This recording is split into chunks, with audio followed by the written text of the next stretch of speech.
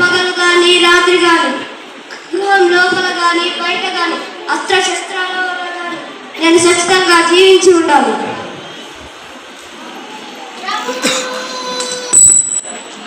మన నోటి వెంట కేవలం పరిణామం మాత్రమే రావాలి.